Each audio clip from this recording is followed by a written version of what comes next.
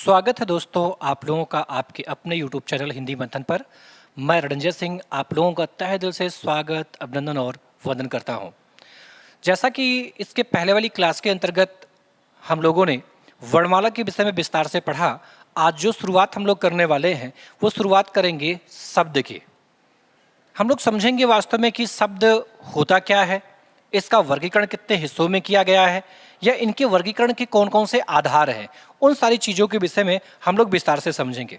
चलिए आइए देखते हैं हम लोग शब्द के विषय में।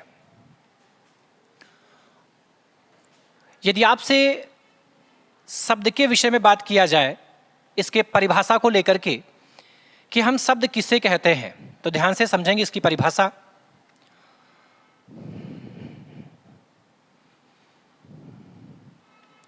वर्णों के सार्थक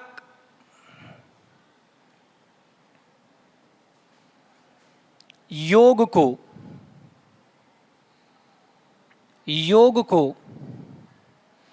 शब्द कहते हैं। शब्द कहते हैं।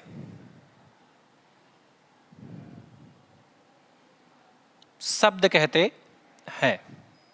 इसी परिभाषा को थोड़ा और परिवर्तित करके हम समझ सकते हैं दूसरे शब्दों में।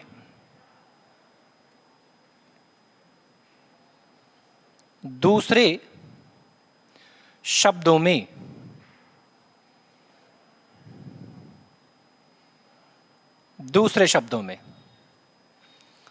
वर्णों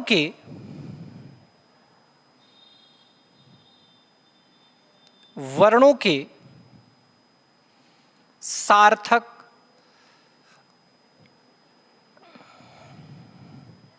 क्रम समूह को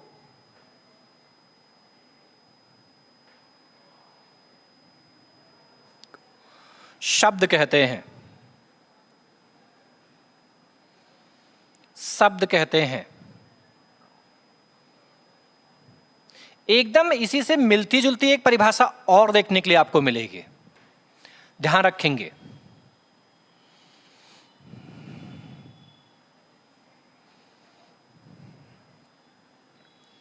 वर्णों के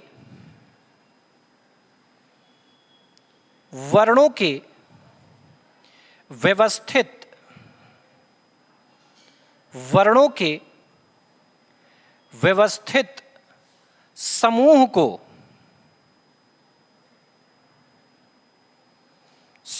को क्या कहते हैं? वर्णमाला कहते हैं। वर्णमाला कहते हैं।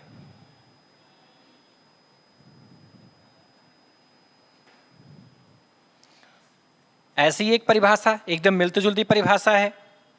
शब्दों के व्यवस्थित समूह को शब्दों के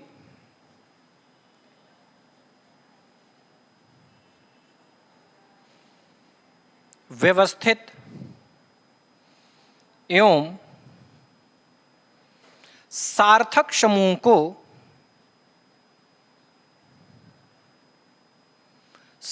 को या सार्थक समूह न लिखते हुए सार्थक क्रम लिखिए। सार्थक क्रम को वाक्य कहते हैं।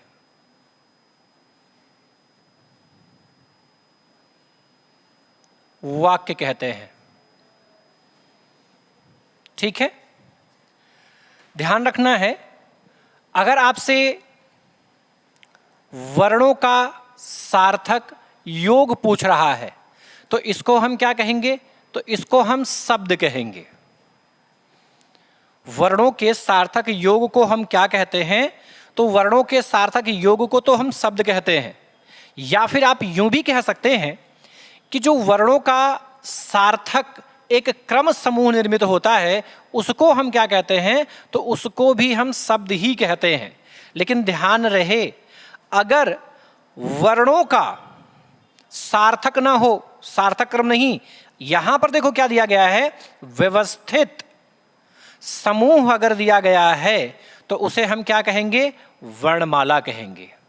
ध्यान रहे, अगर वर्णों का क्रम सार्थक है तब तो शब्द है, वर्णों का क्रम यदि सार्थक है तो क्या है, शब्द है। लेकिन वर्णों का अगर व्यवस्थित समूह है तो उसे हम क्या कहेंगे, वर्णमाला कहेंगे।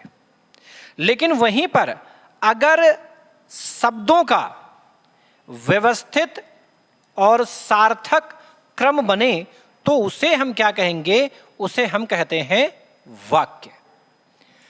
परिभाषाएं काफी मिलती जुलती हैं, हमारे मन में भ्रामकता उत्पन्न हो जाती है, लेकिन अगर इन दोनों ही तीनों परिभाषाओं को एक साथ लिख के रख लिया जाए तो भ्रामकता हमारे मन से समाप्त हो जाती है।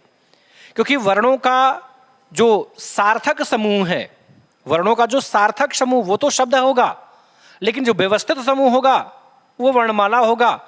लेकिन अगर वर्णों का ना होकर के वो शब्दों का सार्थक क्रम है या सार्थक समूह है तो उसे हम क्या कहेंगे, तो शब्दों का जो सार्थक और व्यवस्थित क्रम समूह होता है उसको हम क्या कहते हैं, वाक्य कहते हैं। यहां तक की बात समझ में आ गई।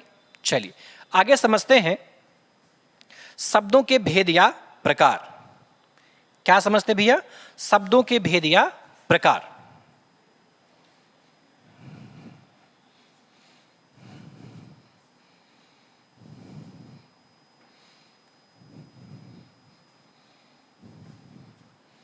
शब्दों के भेद या प्रकार। यदि आपसे शब्दों के भेद पूछ ले या शब्दों का प्रकार पूछ ले तो आपको हमेशा ही दो बताना है। कितना बताना है, दो बताना है। कौन कौन सा बताना है, तो ध्यान रहे, एक होता है सार्थक और एक होता है निरर्थक। एक क्या होता है, सार्थक शब्द होता है।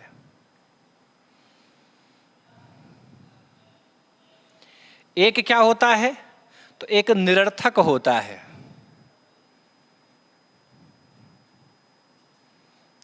क्या होता है, निरर्थक शब्द होता है। ठीक है, एक सार्थक शब्द होता है और एक निरर्थक शब्द होता है। अब जो सार्थक शब्द है एकदम स्पष्ट ध्यान से समझिएगा, यह शब्द का पहला भेद और यह शब्द का दूसरा भेद है। शब्द से चीजें स्पष्ट हैं। सार्थक का मतलब ही होता है सा प्लस अर्थक। सा का अर्थ होता है साथ, अर्थक का अर्थ होता है अर्थ के। क्या होता है, अर्थ के। अर्थात वे शब्द जो अर्थ के साथ होते हैं उन्हें हम क्या कहते हैं, सार्थक शब्द कहते हैं। अर्थ के साथ का मतलब होता है कि जो शब्द अर्थवान होते हैं वो सार्थक होते हैं और जिन शब्दों के अर्थ नहीं होते हैं वो निरर्थक होते हैं। ठीक है, निरर्थक में अगर देखें तो ये हो जाता है निर धन अर्थक। निर का अर्थ होता है नहीं और अर्थक का अर्थ होता है अर्थ के। क्या होता भैया, अर्थ के होता है। अर्थात वे शब्द जो अर्थ के साथ नहीं होते हैं उन्हें हम क्या कहते हैं, तो उनको हम निरर्थक शब्द कहते हैं। अर्थात जिन शब्दों के अर्थ निकले वो सार्थक और जिन शब्दों के अर्थ ना निकले वो निरर्थक होता है। क्या होता है, निरर्थक होता है। ठीक है, अब एक एक को विस्तार से समझते हैं। यहां तक की चीजें समझ में आ गई।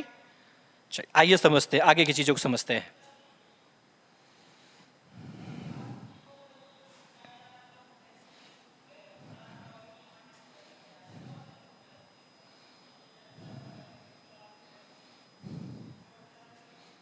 सबसे पहले पढ़ेंगे हम लोग सार्थक शब्द।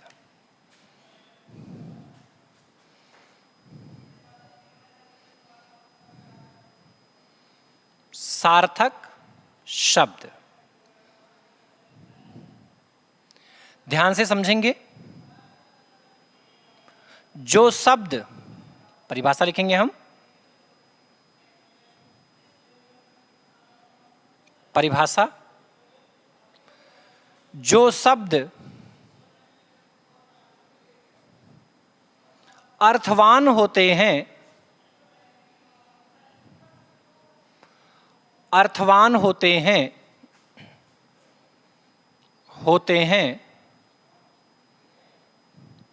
उन्हें सार्थक शब्द कहते हैं। उन्हें क्या कहते हैं भैया हम? तो उन्हें सार्थक शब्द कहते हैं। उन्हें सार्थक शब्द कहते हैं।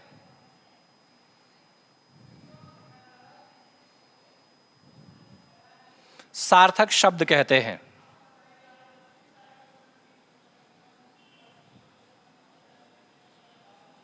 जैसे जैसे शब्द दिया गया है पंकज, जैसे शब्द दिया गया है नीर, जैसे शब्द दिया गया है वारिद,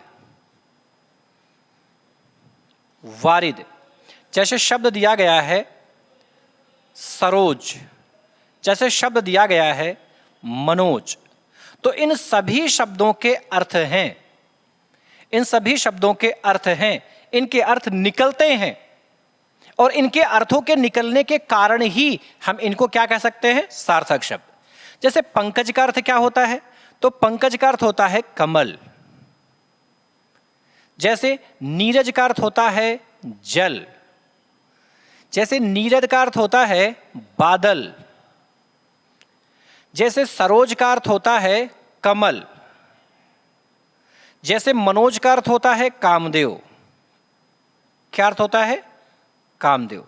ध्यान से समझेंगे हम, ध्यान से समझेंगे। यहां मैंने आपको बताया कि जो शब्द अर्थवान होते हैं, अर्थवान का मतलब होता है अर्थ देने में सक्षम होते हैं, उन सभी शब्दों को हम क्या कहते हैं? तो सार्थक शब्द कहते हैं। जैसे है पंकज है, नीरज है, वारिद है, सरोज है और मनोज है। ये सारे के सारे शब्द क्या हैं? सार्थक शब्द हैं। अब दूसरा भेद पढ़ेंगे हम, निरर्थक शब्द। क्या पढ़ेंगे? निरर्थक शब्द पढ़ेंगे।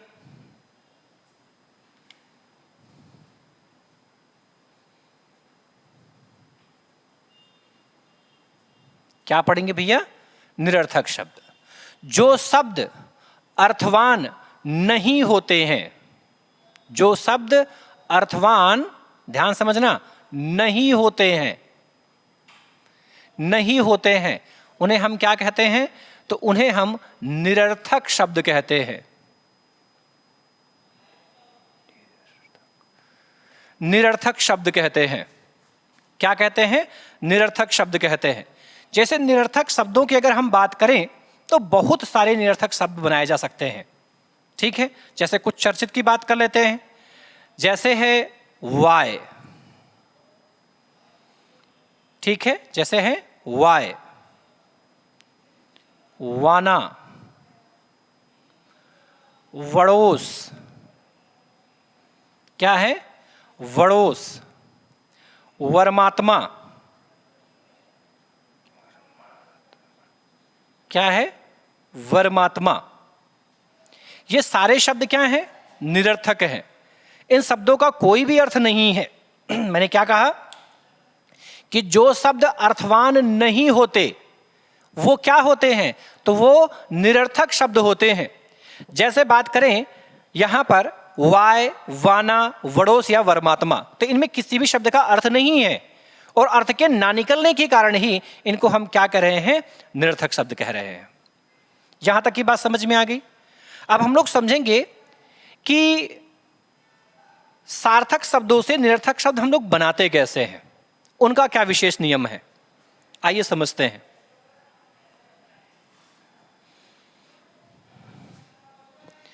सार्थक शब्दों से निरर्थक शब्द बनाने के नियम क्या पढ़ेंगे भैया?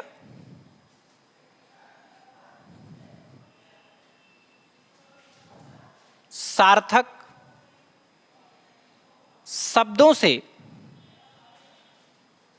शब्दों से निरर्थक शब्द क्या? निरर्थक शब्द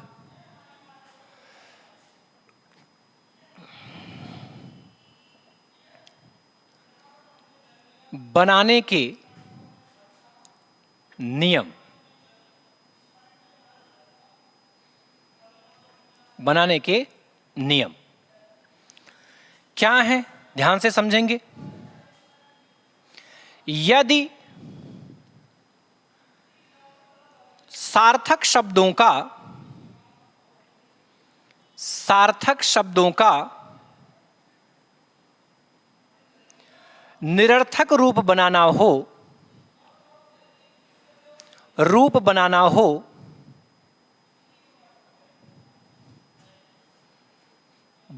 हो तो सार्थक शब्द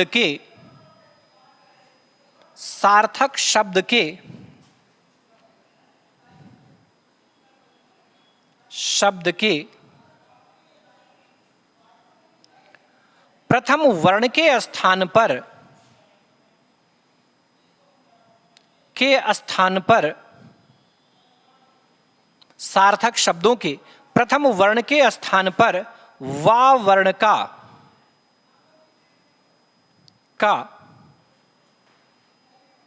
प्रयोग किया जाता है।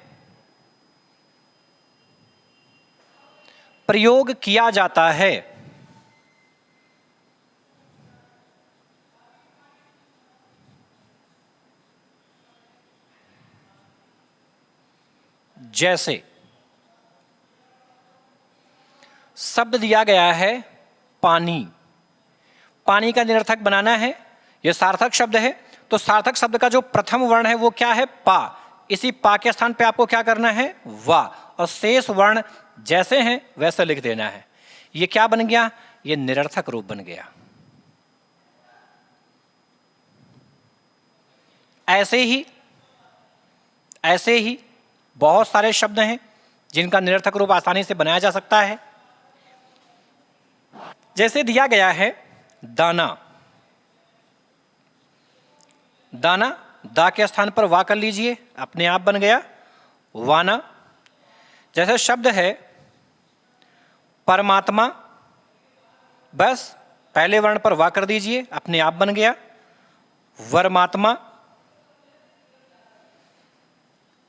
ऐसे ही शब्द बना दिया जाए जैसे चाय, निरर्थक बनाएंगे क्या बन जाएगा? वाय। ठीक है। जैसे शब्द दिया गया है पशु, क्या बन गया? वशु। ठीक है। तो मैंने आपको क्या बताया भैया कि यदि किसी भी सार्थक शब्द को आप क्या बनाना चाहते हो? निरर्थक रूप बनाना चाहते हो सार्थक शब्द का, तो आपको करना क्या है? जो सार्थक शब्द है उसी सार्थक शब्द का जो पहला वर्ण है, कौन सा? पहला वर्ण, उसी पहले वर्ण के स्थान पे आपको करना क्या है? इस वा वर्ण का प्रयोग करना है। और जैसे ही सार्थक शब्द के प्रथम वर्ण के स्थान पर वा वर्ण का प्रयोग किया जाएगा, तुरंत ही वो उसका निरर्थक रूप बन जाएगा। जैसे पानी है, पानी में पहला वर्ण क्या है? पा। पा के स्थान पर वा किया, अपने आप निरर्थक रूप बन करके तैयार हो गया, वो निरर्थक रूप उसका बन गया। यहां तक की बात समझ में आ गई? चलिए अब यहां से दो विशेष चीजें समझेंगे। पहली महत्वपूर्ण बात आपको ध्यान रखना है कि यह नियम कहां काम नहीं करता है। ध्यान रहे, यदि किसी शब्द का, ध्यान से सुनेंगे, यदि किसी शब्द का प्रथम वर्ण पहले से ही वा हो तो वहां पर यह नियम कार्य नहीं करेगा। जैसे ध्यान से समझेंगे, कहां काम यह नियम काम नहीं करेगा भैया? तो वह नियम उस स्थान पर काम नहीं करेगा जिसका पहले से ही वर्ण क्या हो? वा। जैसे शब्द दिया गया है वकील, जैसे शब्द दिया गया है वायु। अब ध्यान से समझेंगे, यह नियम यहां पे काम आखिर कर क्यों नहीं रहा है? क्योंकि आप इसे निरर्थक जैसे बनाएंगे तो इसके स्थान पर आप वा करेंगे तो फिर वकील से वकील ही तो मिल गया, निरर्थक रूप नहीं बना।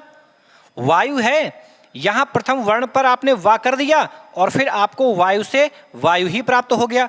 अर्थात जिन शब्दों का पहला वर्ण पहले से ही वा हो उन वर्णों में अर्थात उन शब्दों में यह नियम कार्य नहीं करता है। यह विशेष रूप से आपको बात ध्यान रखनी है। ध्यान रहे, सार्थक से निरर्थक बनाना है तो सार्थक शब्द के प्रथम स्थान प्रथम वर्ण पर आपको वा वर्ण का प्रयोग कर देना है, लेकिन जिस शब्द का पहले से ही वर्ण वा हो उन शब्दों पर यह नियम कार्य नहीं करता है। दूसरी महत्वपूर्ण बात, जो निरर्थक शब्द होते हैं वो अर्थवान नहीं होते हैं।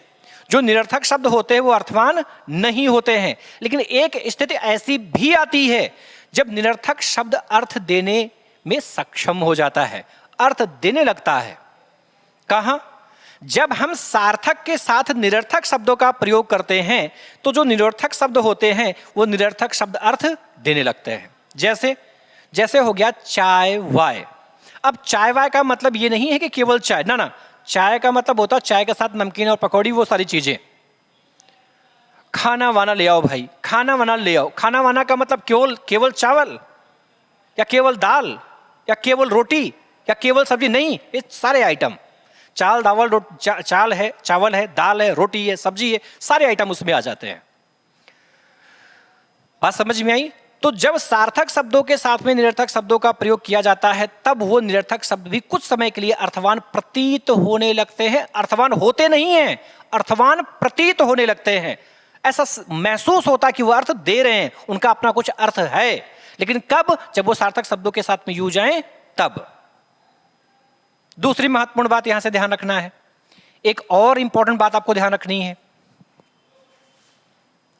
सार्थक और निरर्थक शब्दों का जो योग होता है, ध्यान रहे, ये आपको जब समास पढ़ाया जाएगा तो उसमें ये सारी चीजें आपको पुनः पढ़नी पड़ेंगी, ध्यान रखना है। यहां से बहुत सारे नियम निकलते हैं और मैंने आपको बताया था कि हिंदी एक ऐसा विषय वस्तु है जिसमें एक टॉपिक दूसरे टॉपिक से क्या है, कनेक्टेड है, जुड़ा हुआ है। ध्यान रहे, अगर सार्थक निरर्थक का योग है तो सार्थक निरर्थक के योग में कौन सा समास होता है? द्वंद्व समास होता है। यह भी आपको ध्यान रखना है, नोट करके लिख लेंगे। सार्थक व निरर्थक शब्दों के योग में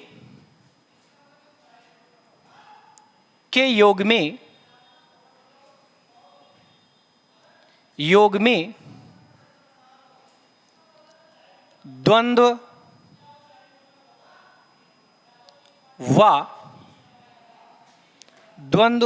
व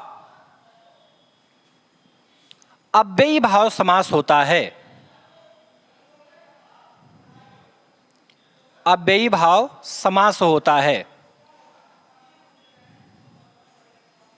समास होता है, अव्ययी भाव समास होता है। क्या होता है? अव्ययी भाव समास होता है। कैसे होता? जैसे समझो ध्यान से, जैसे शब्द आपको दे दिया जाए चाय वाय, खाना वाना, अड़ोस पड़ोस, अड़ोस पड़ोस, इन सभी शब्दों में कौन सा समास है? तो ध्यान रहे, पहली प्राथमिकता तो हम इसमें देंगे द्वंद्व समास। क्या? द्वंद्व समास को प्राथमिकता देंगे। लेकिन अगर द्वंद्व का ऑप्शन ना हो तब ध्यान रहे, अगर द्वंद्व का ऑप्शन नहीं होगा कि कंडीशन में यहां हम कौन सा समास मान सकते हैं? अव्ययी भाव समास मान सकते हैं।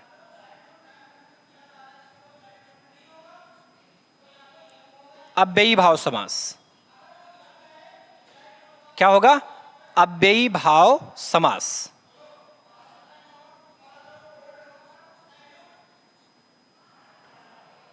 क्या होगा? अव्ययी भाव समास होगा। बात समझ में आया? यहां तक की बातें स्पष्ट हुई। अब हम लोग लिखेंगे शब्द के भेद के आधार। क्या देखेंगे भैया? शब्द के भेद के आधार।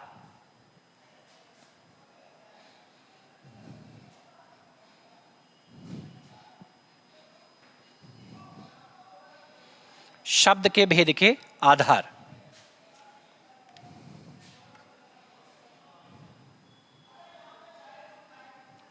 शब्द के भेद के आधार। शब्द के भेद के आधार कितने हैं? 4 है। शब्द के भेद के आधार कितने हैं? 4 है। कौन कौन से हैं? ध्यान से समझेंगे। कौन कौन से हैं भैया? तो जो शब्द के भेद हैं वो शब्द के भेद कितने हैं? 4। कौन कौन से हैं? तो इनके जो 4 मुख्य आधार हैं वो हो जाता है उत्पत्ति, उत्पत्ति, रचना, रूप और अर्थ हो जाता है। ये इसके 4 मुख्य आधार हैं। शब्द भेद के अगर मुख्य भेदों के आधारों की बात करें तो कितने होते हैं? 4। क्रम से लिखेंगे। इसके अलावा भी अन्य आधार होते हैं। तो देखेंगे मुख्य आधार। मुख्य आधार, मुख्य आधार कितने हैं? 4। ठीक है। 4 में कौन कौन से आते हैं? तो पहला है उत्पत्ति के आधार पर। क्या भैया? पहला है उत्पत्ति के आधार पर शब्द भेद कितने होते हैं? तो 4 होते हैं। कितने होते हैं? 4 होते हैं। यदि आपसे वहीं पूछा जाए रचना के आधार पर, रचना के आधार पर शब्द के कितने भेद होते हैं? तो उनके भेद कितने होते हैं? 3 होते हैं। यदि वहीं आपसे पूछ लिया जाए रूप के आधार पर, रूप के आधार पर शब्द के कितने भेद होते हैं, तब आपको बताना है कि इनके 2 आधार होते हैं। जब आपसे पूछा जाए अर्थ के आधार पर, अर्थ के आधार पर शब्द के कितने भेद होते हैं, तो उनके भेद कितने होते हैं? 4 भेद होते हैं। कितने भेद होते हैं? 4 भेद होते हैं। आगे गौड़ भेद समझेंगे। ये तो हो गया मुख्य भेद। गौड़ भेद क्या है? गौड़ भेद, ये मुख्य भेद समझ में आया। अगर आपसे पूछा जाए कि शब्द के मुख्य भेद के आधार कितने हैं? 4। उत्पत्ति के आधार पर कितने भेद हैं? तो उत्पत्ति के आधार पर 4। अगर रचना के आधार पर पूछे 3 है। अगर रूप के आधार पर पूछे तो 2 है। और अगर अर्थ के आधार पर पूछे तो 4 है। ठीक है। कितने हैं? 4 है। अब गौड़ आधार देख लेते हैं।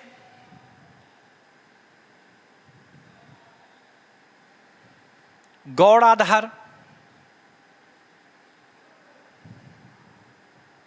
आधार, गौड़ आधार की संख्या निर्धारित नहीं है, लेकिन इसके अंतर्गत आता है जो पहला आधार है उसे हम कहते हैं शक्ति के आधार पर। शक्ति के आधार पर शब्द भेद, शब्द भेद कितने होते हैं? 3 होते हैं। वहीं आपसे पूछे शब्द निर्माण की इकाई, शब्द निर्माण की इकाई कितनी होती है? तो शब्द निर्माण की इकाई भी 4 होती है। वहीं आपसे पूछा जाए शब्द परिवर्तन की इकाई, क्या पूछा जाए? शब्द परिवर्तन की इकाई, शब्द परिवर्तन की इकाई कितनी होती है? तो ये भी 4 होती है। ये भी कितनी होती है? 4 होती है। यहां तक की बात समझ में आ गई। अब इसको हम एक ग्राफ के माध्यम से समझेंगे जिससे कि एकदम अच्छे से स्पष्ट हो जाए इसके कॉन्सेप्ट। ठीक है, चलिए देखते हैं।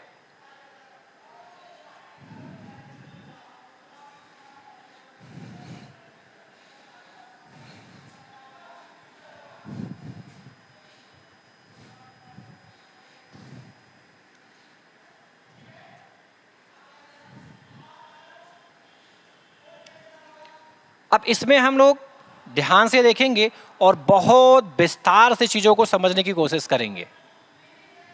ठीक है, इसमें जो पहला आधार है उसे हम कहते हैं उत्पत्ति के आधार पर, और इसी उत्पत्ति के ही आधार को हम कहते हैं स्रोत के आधार पर।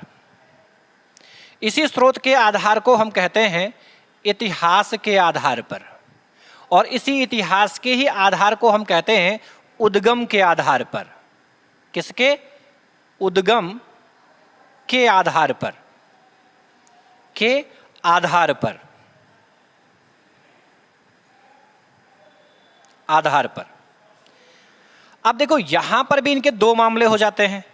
अगर यही प्रश्न आपसे पूछा जाए SCERT के अनुसार, तब आपको कहना होगा इसको 4। लेकिन अगर यही आंकड़ा आपसे पूछ लिया जाए NCERT के अनुसार, तब आपको कितना कहना है? 5 कहना है। कितना कहना है? 5। ध्यान रखना है कि इसमें कौन कौन से सम्मिलित होते हैं वो ध्यान देते हैं। देखो, तो इसमें जो पहला आधार है उसे हम कहते हैं तत्सम शब्द। क्या कहते हैं? तत्सम शब्द कहते हैं। जो दूसरा है उसे हम कहते हैं तद्भव शब्द। क्या कहते हैं? तद्भव शब्द कहते हैं।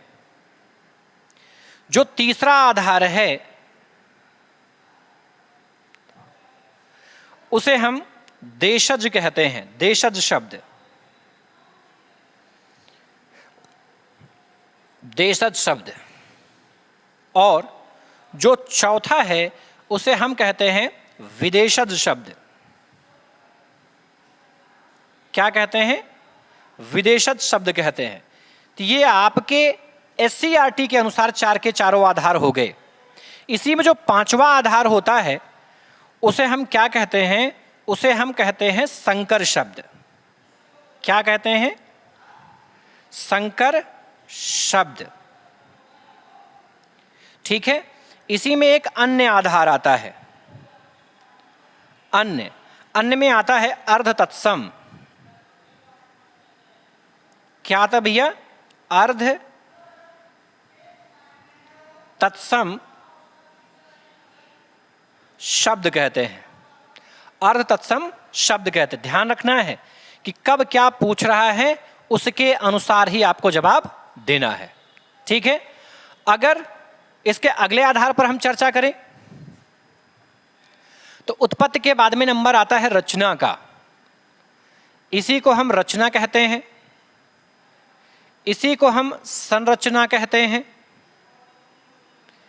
इसी को हम व्युत्पत्ति कहते हैं। क्या कहते हैं? व्युत्पत्ति कहते हैं। इसी को हम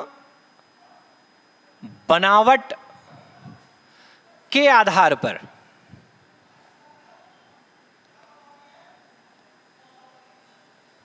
आधार पर कहते हैं। ठीक है, ये कितने प्रकार का होता है? 3 प्रकार का हो जाता है। कितने प्रकार का होता है भैया?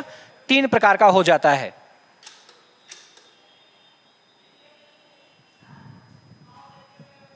क्या होता भैया? यही हो जाता है आपका रचना, संरचना, व्युत्पत्ति या फिर बनावट के आधार पर हो जाता है। इसके 3 विभेद हो जाते हैं। कौन कौन से होते हैं? तो इसमें पहला तो होता है रूढ़ शब्द। क्या होता है? रूढ़ शब्द। जो दूसरा होता है उसे हम कहते हैं यौगिक शब्द। क्या कहते हैं? यौगिक शब्द। और जो तीसरा होता है उसे हम क्या कहते हैं? तो उसे हम कहते हैं योग रूढ़ शब्द। क्या कहते हैं? योग रूढ़ शब्द कहते हैं। योग रूढ़ शब्द कहते हैं। मतलब आपसे यदि पूछा जाए कि इस शब्द के भेद के आधार कितने हैं? 4।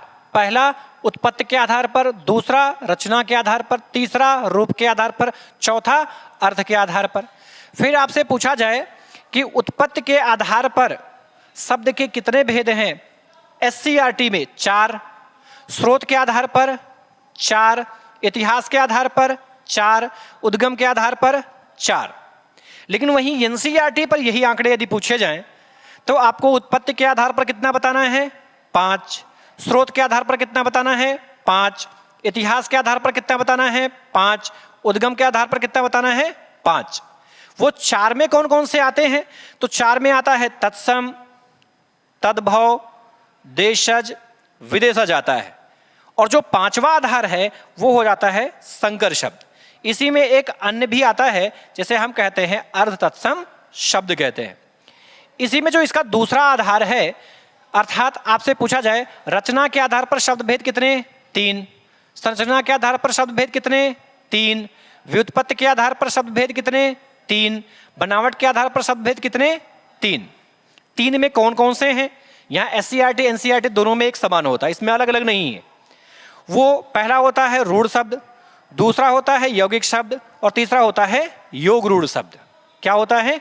योग रूढ़ शब्द। यहां तक की बातें समझ में आ गई अच्छे से? चलिए इसके आगे की चीजों को समझते हैं।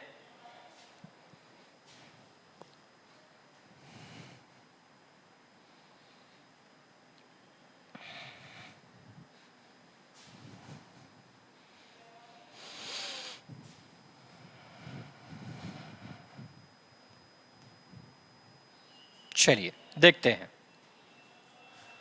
उत्पत्ति और रचना का आधार हो गया। अभी कौन सा आधार देखना भैया? हमको रूप के आधार पर देखना है। तो ध्यान रहे, अगर वो आपसे पूछे रूप के आधार पर, या आपसे पूछे व्यय के आधार पर, या आपसे पूछे विकार के आधार पर, विकार के आधार पर,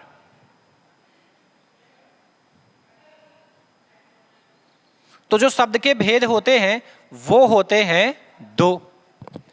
कितने होते भैया? 2। कौन कौन से होते हैं वो भी ध्यान से समझना है। तो उसमें पहला जो होता है उसे हम कहते हैं विकारी शब्द। क्या कहते हैं? विकारी शब्द कहते हैं, या उसी को व्यय शब्द भी कहा जाता है। और जो दूसरा है उसे हम कहते हैं अविकारी शब्द। क्या कहते हैं? अविकारी शब्द, या इसी को हम और क्या कहते हैं? अव्यय शब्द कहते हैं। क्या कहते हैं? अव्यय शब्द कहते हैं। ये कितने प्रकार के होते हैं? ये भी 4 प्रकार के होते हैं। ये कितने प्रकार के होते हैं? ये भी 4 प्रकार के होते हैं। अब इसमें कौन कौन से सम्मिलित हैं? ध्यान रखना है कि इस विकारी शब्द श्रृंखला के अंतर्गत जो शब्द आते हैं वो पहला तो है संज्ञा, दूसरा है सर्वनाम, सर्वनाम, तीसरा है विशेषण,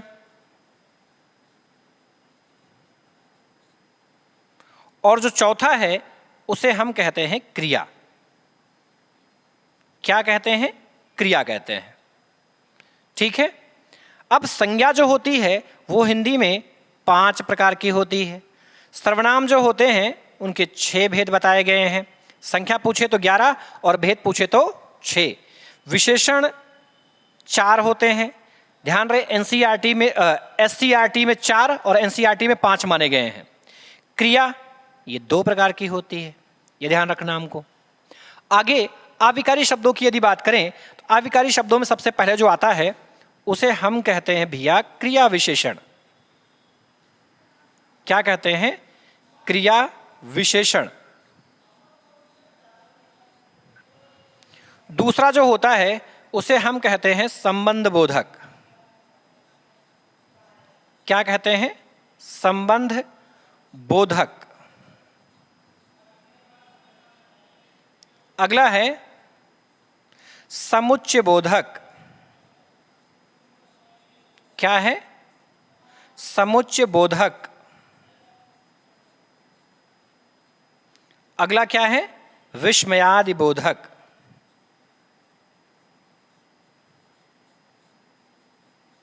विस्मयादि बोधक क्या है? विस्मयादि बोधक। अब इसमें जो क्रिया विशेषण है इसके तो 4 भेद माने गए हैं। संबंध बोधक के कोई विशेष भेद नहीं माने गए हैं, इसको हम वैसे ही मान लेते हैं। चलिए ये भी ना लिखते हैं, ऐसे डायरेक्ट रखिए। समुच्चय बोधक के जो हैं वो मुख्य भेद आपको 2 देखने के लिए मिलेंगे और इसके भी भेद वैसे नहीं है। ठीक है। इसी में एक अन्य आता है। क्या आता है? अन्य। और उस अन्य को हम क्या कहते हैं? निपात कहते हैं। क्या कहते हैं? निपात। और निपात की संख्या यदि पूछी जाए तो इनकी संख्या होती है 9। यहां तक की बात समझ में आ गई? यानी आपसे पूछा जाए रूप व्यय विकार के आधार पर शब्द के भेद कितने हैं? 2 भेद हैं। पहला कौन सा है? तो पहला है विकारी शब्द। पहला क्या है? तो पहला है विकारी शब्द। दूसरा है अविकारी शब्द। दूसरा क्या है? तो दूसरा है अविकारी शब्द। ठीक है। अब विकारी शब्द या व्यय शब्द कितने प्रकार के होते हैं? 4 प्रकार के होते हैं। अविकारी शब्द कितने प्रकार के होते हैं? 4 प्रकार के होते हैं। विकारी शब्द कौन कौन से होते हैं? तो नंबर 1 संज्ञा, नंबर 2 सर्वनाम, नंबर 3 विशेषण, नंबर 4 क्रिया। जो संज्ञा है वो कितने प्रकार की होती है? 5। सर्वनाम के कितने भेद हैं? 6। विशेषण के कितने भेद हैं? 4। क्रिया के कितने भेद हैं? 2। क्रिया विशेषण के कितने भेद हैं? 4। समुच्चय बोधक के कितने भेद हैं? 2। यहां तक की बात समझ में आ गई? चलिए अब आगे के भेद को समझते हैं। आगे के भेद को समझते हैं। यहां तक की बात स्पष्ट है ना? चलिए अगला आधार देखते हैं।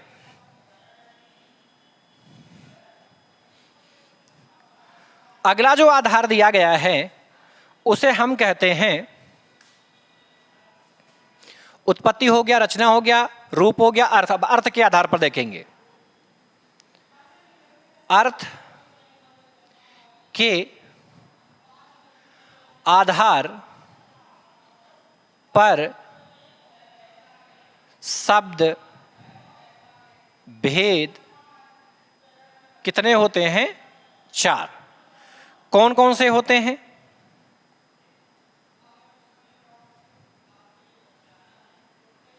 उसमें पहला जो होता है उसे हम कहते हैं एकार्थी शब्द। क्या कहते हैं? एकार्थी शब्द। दूसरा होता है अनेकार्थी शब्द। क्या है? अनेकार्थी शब्द। जो तीसरा होता है उसे हम कहते हैं समानार्थी शब्द। समानार्थी शब्द। और जो अगला होता है उसे हम कहते हैं पर्यायवाची शब्द। पर्यायवाची शब्द कहते हैं। ठीक है। अगला इसी में आता है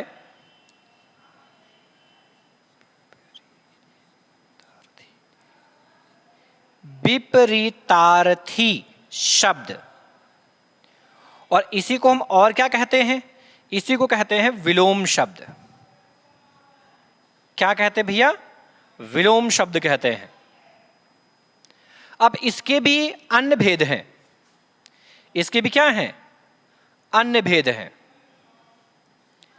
अब अन्य भेद में भी इसके भेद होते हैं। पहला भेद इसमें आता है वाक्यांशों के लिए एक शब्द।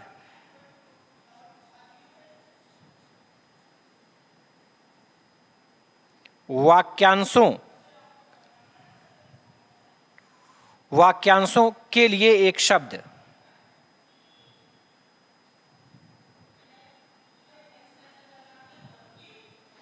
एक शब्द। और इसी में जो दूसरा भेद देखने के लिए मिलता है उसे हम क्या कहते हैं?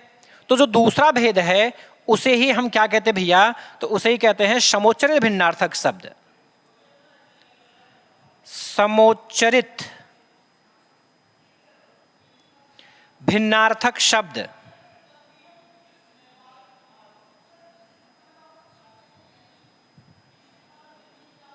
भिन्नार्थक शब्द कहते हैं, समोच्चरित भिन्नार्थक शब्द कहते हैं। यहां तक की बात समझ में आ गई? आपसे पूछा जाए कि अर्थ के आधार पर शब्द के भेद कितने? 4। कौन कौन से हैं? एकार्थी है, अनेकार्थी है, समानार्थी है, विपरीतार्थी है ना? और अन्य भेद में वाक्यांशों के लिए एक शब्द और समोच्चरित भिन्नार्थक शब्द सम्मिलित हो जाते हैं। अब ये आपके मुख्य भेद हो गए, और जो मैंने गौड़ भेद बताए थे, अब उन गौड़ भेदों पर भी चर्चा करते हैं।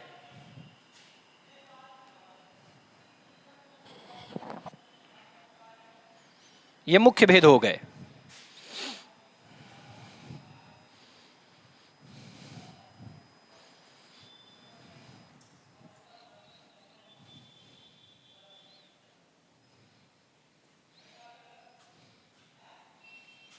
ठीक है।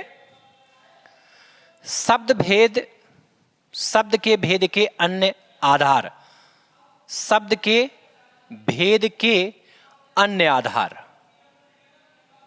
क्या है? अन्य आधार। अन्य आधार, ठीक है। अन्य आधारों में देखेंगे, जो पहला आधार है उसे हम कहते हैं शक्ति के आधार पर। शक्ति के आधार पर, शक्ति के आधार पर इसके भेद होते हैं 3। कौन कौन से हैं? तो पहला है अविधा शब्द शक्ति। शब्द शक्ति। दूसरा है लक्षणा। लक्षणा शब्द शक्ति। शब्द शक्ति। तीसरा है व्यंजना शब्द शक्ति। क्या है? व्यंजना। व्यंजना शब्द शक्ति। शब्द शक्ति। आगे समझेंगे। अन्य भेद में जो अगला आधार है वह है शब्द निर्माण की इकाई। क्या है?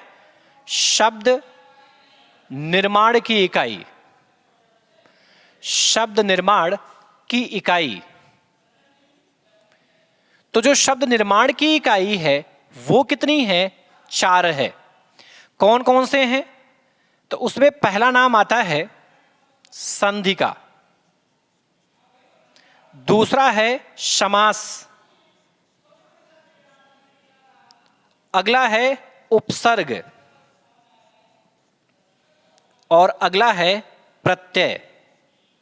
क्या है? प्रत्यय। ध्यान से समझेंगे। संधि के मुख्य भेद होते हैं 3। समास के मुख्य भेद होते हैं 6। उपसर्गों की संख्या टोटल कितनी होती है? 22, यानी 22 उपसर्ग होते हैं। ठीक है। प्रत्यय कितने होते हैं? 2। कितने होते हैं? 2। अगला इसी में आता है शब्द परिवर्तन की इकाई। शब्द परिवर्तन की इकाई। की इकाई कितनी होती है? 4। कौन कौन से हैं? तो पहला है लिंग। दूसरा है वचन। तीसरा है काल। चौथा है कारक। ठीक है। लिंग कितने होते हैं? तो हिंदी में लिंग की संख्या 2, वचन की संख्या 2, काल की संख्या 3 और कारक की संख्या कितनी होती है? तो 8 होती है। कितनी होती है? 8 होती है। यहां तक की बात समझ में आ गई? आपसे पूछा जाए कि जो शब्द के अन्य भेद हैं, उन शब्द के अन्य भेदों में सक्त के आधार पर शब्द भेद कितने हैं, तो वो 3 होते हैं, जिसमें पहला अभिधा, दूसरा लक्षणा, तीसरा व्यंजना होता है। वहीं आपसे पूछा जाए कि शब्द के निर्माण की कितनी इकाइयां हैं, 4। आखिर शब्द को कितने तरीके से हम नए रूप में बना सकते हैं, तो वो कितने हैं, 4। पहला है संधि, दूसरा समास, तीसरा उपसर्ग, चौथा प्रत्यय। संधि कितने हैं, 3। समास की संख्या 6, उपसर्ग की संख्या 22 और प्रत्यय की संख्या 2 है। वहीं आगे की बात करें हम कि शब्द परिवर्तन की इकाई जो बताई गई है, शब्द परिवर्तन की इकाई कितनी है, तो शब्द परिवर्तन की इकाई है 4। पहला है लिंग, दूसरा है वचन, तीसरा है काल, चौथा है कारक।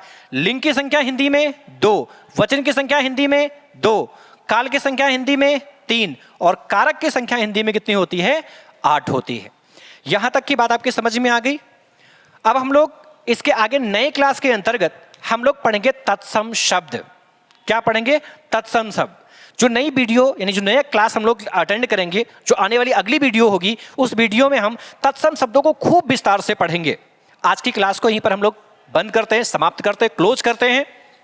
लेकिन जाने से पहले आपसे निवेदन करता हुआ जा रहा हूं, कृपया हमारे इस चैनल को आप लाइक करें, सब्सक्राइब करें, कमेंट करें और ज़्यादा से ज़्यादा लोगों के पास में इसको शेयर करें, जिससे कि और लोगों को भी इसका लाभ मिल सके। से इस नए वीडियो के साथ आपसे पुनः मिलेंगे, तब तक के लिए धन्यवाद।